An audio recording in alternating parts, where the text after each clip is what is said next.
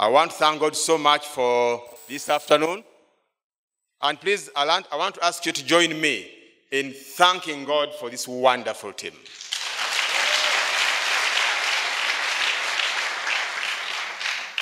I feel honored to be the chair of Honors College because Honors, you've done a wonderful job. And I want to thank God so much for USP students. You have demonstrated to these Africans that even people in the West can celebrate life. Because we celebrated life. I could see the VC getting lost. So these guys, what is happening around? Is this a rapture? But it was celebrating life. Let me go straight to the message. I will try to run through this message, but I have a video to show you. I want to thank God so much that the chaplains thought that I could speak to the team. I've been a father for the last 22 years, and I think at 22 years I can speak about fatherhood and parenthood. I know that there are people behind me here like Bishop who have been fathers for many more years than me. But I come from a culture where they say that even young people drum and the old ones dance. Okay, let's watch this video. I'm going to walk you through it very fast, but let's first watch it. And the theme is, it is time to wake up. Tell your neighbor that it's time to wake up. Okay, play it for us. Please, watch it, and see what you pick for yourself.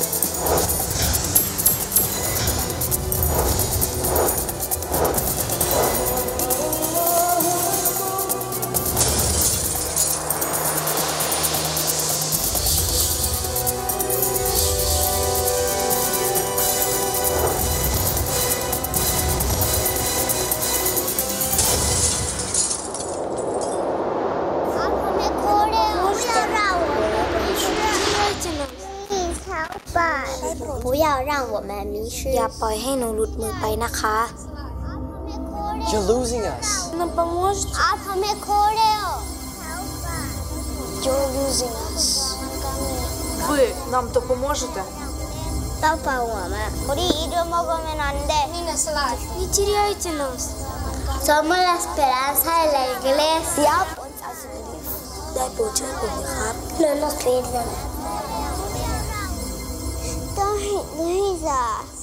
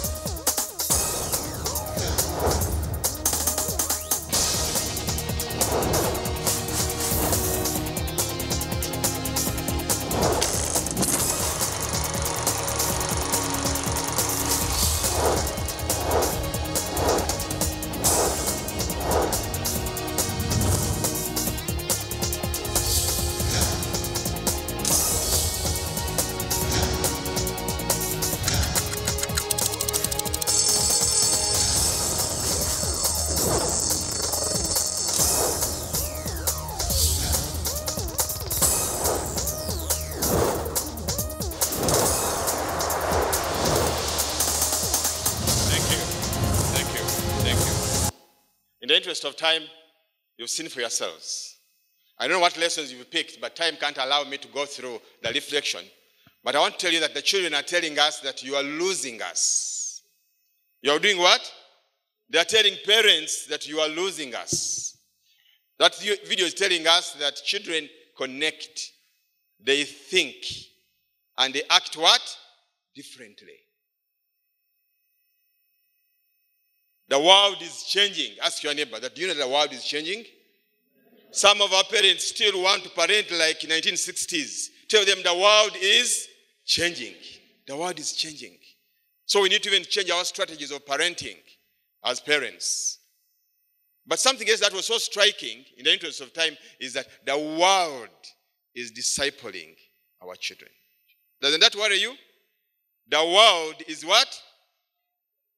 When they logged in Jesus, how many articles appeared on Google?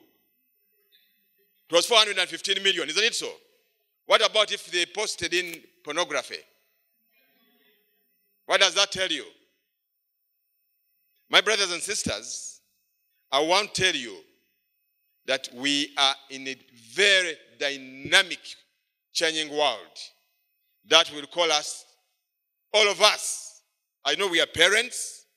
We have potential parents. Tell your neighbor, if you're not a parent, you're a potential parent. And this message is meant for you. Because the theme was the role of parents. Doesn't it worry you that in America, even in Uganda here, most of the children are spend more time watching television? Ask your neighbor, what do you watch? First of all, ask them, do you watch TV? What do you watch on TV? Do you watch news? Many of you watch soaps. Now, I want to say that if we are going to understand the role of parents, there are two things that are very important to us parents. The first one is that we must understand the times. What did I say? Understand the times. The second thing is that we should not underestimate the enemy, the devil, the liar. He's at large and is creeping around your home. He doesn't even respect bishops, by the way. He doesn't even respect archbishops. He's everywhere looking for people to devour. So what does this mean to us? One of the things that I have learned as a parent for the last 22 years is that parenting is not a picnic. It's not a picnic. Children will not fit in your routine. No. You have to add them on your plan.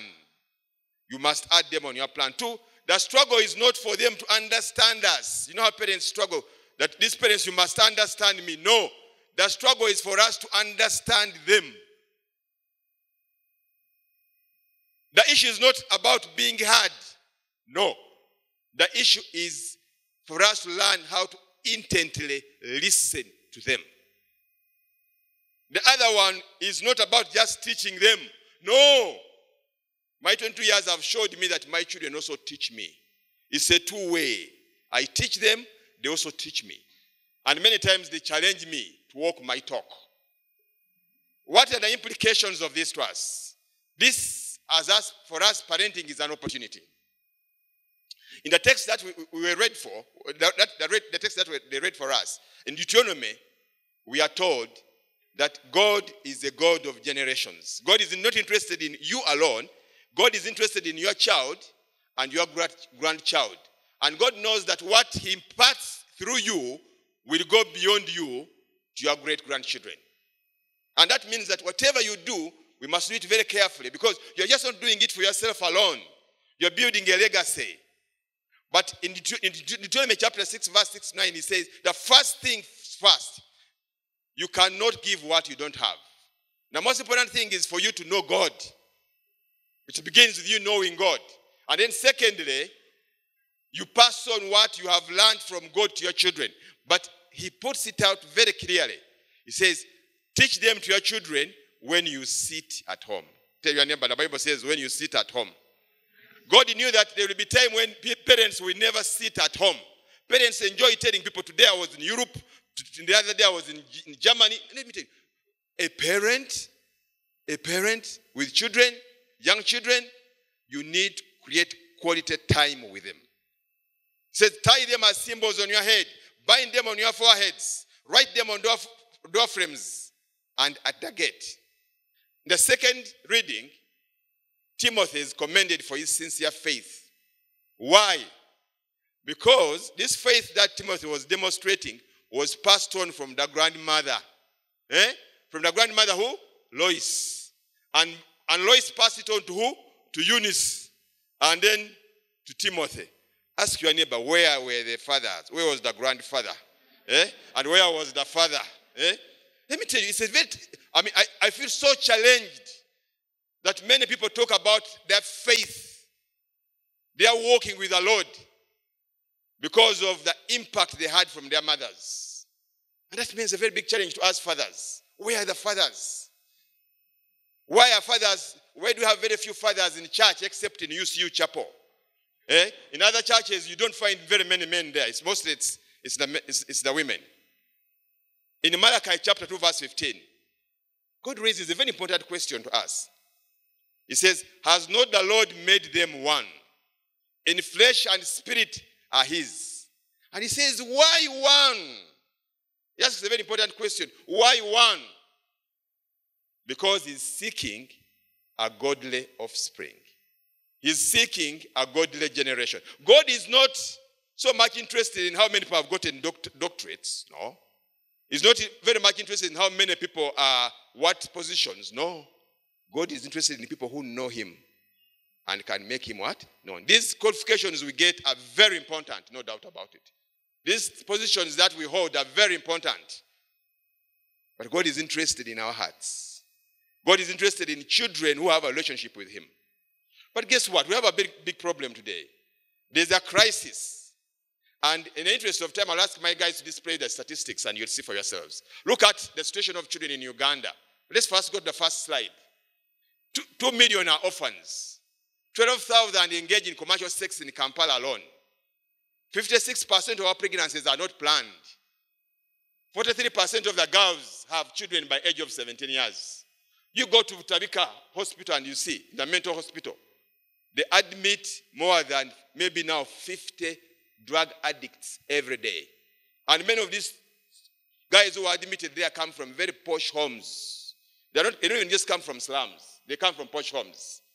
34% of children aged 5 to 14 are involved in child labor. Now, these statistics shocked me. 70% of couples are involved, of Christian couples are involved in what? Extramarital what? Relationships. Children attend boarding schools in pre-primary. Do you hear me? Yes. In pre-primary. I was so struck. Let me tell you. In the interest of time, let me show you. I was so struck today when I was reading the newspaper. Look at this. Man dies in alcohol drinking context in Indira. Boy aged 9 years marries a 6-year-old in Buyende. This is today's paper. A man convicted for calling his mother what? A prostitute. The story is not a good one. And the question is, where are parents? What are we doing as parents? Where have we gone wrong? Please, let's show you the next slide. Look at Kampala. No, this was stunted growth. It shocked me. When the recent Uganda Demographic Health Survey report showed that 29% of Ugandans are stunted. But Toro region ranks highest with 40.6%. Bugisu comes next with 35.9%. Karamoja, this is where Karamoja is, 35.2%. Bunyoro, 34.5%. West Nile, 39.9%. And Kigezi, 29.3%. Now, surprisingly, Teso has the lowest number of children who are stunted. And it's 14.3%. Compared it with Kampala at 18.1%. Now, when you talk about stunted growth, it has a lot of implications. And as students, you need to know that when somebody is stunted, it's because of lack of proper nutrition, but even affects their brain development. No wonder, if you check the academic performance of those regions, they will tell you a lot of what happens. Now, go to the next statistics. I need to finish with the statistics. I know time is not in my favor. The statistics. Next slide. Next slide of statistics. Of Kampala. Yes, look at Kampala, because I should bring the story back home. 46% of teenagers in Kampala take alcohol. 42% have their first sexual act before age 14. 50% drink more than once a week. And 39.6% feel they need a drink in the morning for stability. Ask your neighbor, are you one of them?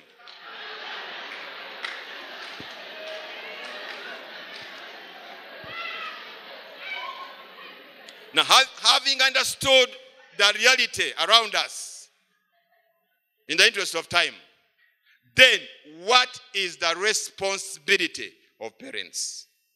What is our obligation as parents? That we understand the situation on the ground. The first thing that I want to say is we parents need to go on our knees and pray for the next generation. We are in the battle for their hearts and for their minds. We need to teach them to really revere God. They need to understand that the fear of the Lord is the beginning of wisdom. We've compromised a lot. There are a lot of chaotic churches around us. I mean, just go look at UCU. When this Saint University was set up, there are very many cults that are mushrooming all over, and they're targeting you people. And if you are not responding positively, they will not be coming.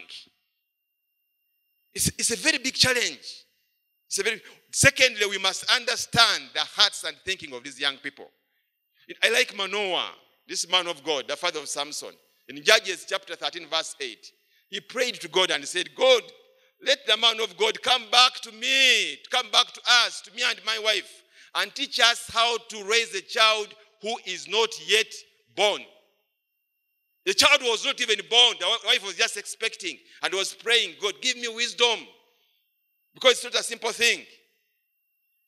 We need, number 3, to teach the truth about God and life.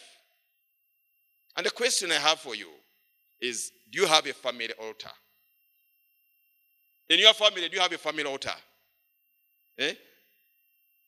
How many of us attend Bible study? Do you know how many Bible studies fellowships are there at this university? Ask your neighbor, which Bible study fellowship do you attend at UCU? There are so many, but you see the same faces, the same faces, the same faces.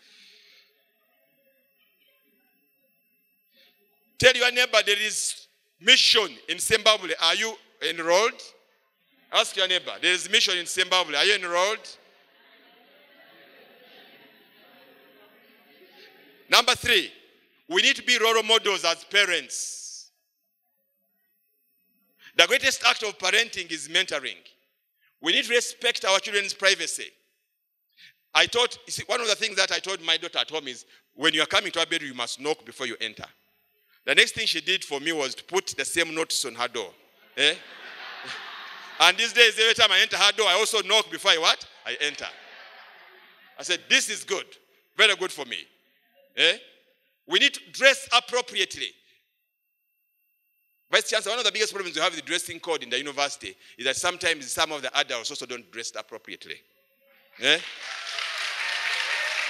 And it becomes difficult for us to live if we can't live by example. We need to give up vices of alcoholism. Number 4, we must define boundaries. Let me tell you, when we are going to raise children, we must define boundaries. In my home, nobody comes after 6. Did you hear me? Yes. If you are going to come after 6, you must inform me. Eh? And the children know that we don't go home after 6. So if it comes to around 5:30 and they can't make it, they will call and say, Daddy, I'm in a jam. Eh? I'm likely to reach home late. We need to be accountable. We need to be accountable. Are we together? Yes. We need to teach our children to do chores. Let me tell you, we have a very big problem in this country. We overparent children. Ask your neighbor, are you a broiler or local chicken? Ask your neighbor. Some of you are broilers. Eh? You're broilers. You don't know how to cook. You don't know how to sweep. You don't know how to do anything. And you're being raised like a broiler. Number 5, we need to spend quite a time with our children. We must attend their functions. We must spend time with children as individuals. We must listen to them. You must express love and affection. Eh? Some of you parents are so mechanical. You can't even hug your daughters. Eh? Let me tell you, we need to express love. We need to create an atmosphere where children can approach us. Some of you, your fathers are lions. Eh? You can't approach them. Eh? You have to calculate how to approach your father because that guy is a lion. Ask your neighbor, is your father a lion? Number 6. We need to identify, are you there? We need to identify and actively invest in children's skills and talents. And number 7, we need to teach our children entrepreneurship skills. Let me tell you, we need to teach our children how to make money. My daughter started making money in her senior 6th VAC. She was very good in economics, and she was coaching her colleagues who are in senior 5. And do you know how much they were paying her for every child every day? 50,000 shillings. Do you know how much money she made before she went back to university? A lot of money. Because we need to teach our children how to use what they have to make good money. You know? We need to teach our children to tithe. One of the biggest problems we have is that our children have never been taught how to tithe. So they don't even know how to tithe. Especially us Anglicans are very poor at tithing. Eh? We need to help our children to have a positive attitude to schools. You guess I am running. In conclusion, I want to say this. We have a very big responsibility as parents if we are going to raise a godly generation. I want to submit to you that every child has potential. There's no child who is stupid. Every child has what? Potential. A study was done by George Land, and if you want to read, you can read it from the book Becoming Imaginal by Thomas Ludwig. And they found out that at 3 to 5 years, 90% of all children are creative. And at 10 years, the creativity drops because of the nature to 30%. At 15 years, it drops further to 12%. And when they're adults, it's only 2%. And this is all because of the nature. It's because of the responsibility that parents play and the responsibilities that schools play. So we need to revisit the way we do business in raising children. Tell your neighbor, we have to raise children differently in this era. What does the word parent mean? Let me finish by telling you my conclusion of the word parent. The word parent, P stands for a parent must be a priest. A, the parent must be available to his children. R, the parent must be a point of reference. Number E, word E, must be an example. N, the parent must be neutral. And T, must be a good trainer. Are you together? If you don't do that, my brothers and sisters, then we are only passing time. Let us do things not because of convenience, but do them because of conviction. Let us focus on securing a family legacy. Not building bank accounts, not raising real estates for our children, not buying a lot of property for them. Let us teach our children to value people more than property. Let's leave a legacy by revealing Christ to children and helping our children reveal Christ to many other people. As I close, I want us to stand and just sing only one stanza of this song, I Give Myself Away, and then I will close. Just the chorus only of that song, I Give Myself Away. Let me try to sing also. I know I'm not good at singing, but by the grace of God, I will.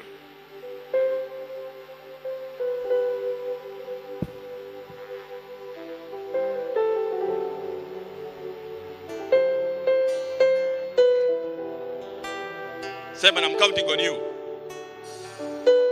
To start it, I cannot.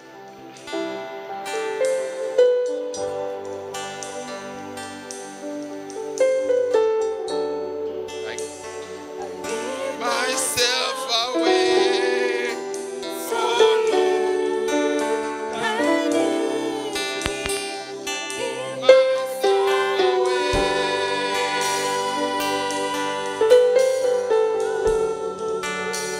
I give myself away for you and you.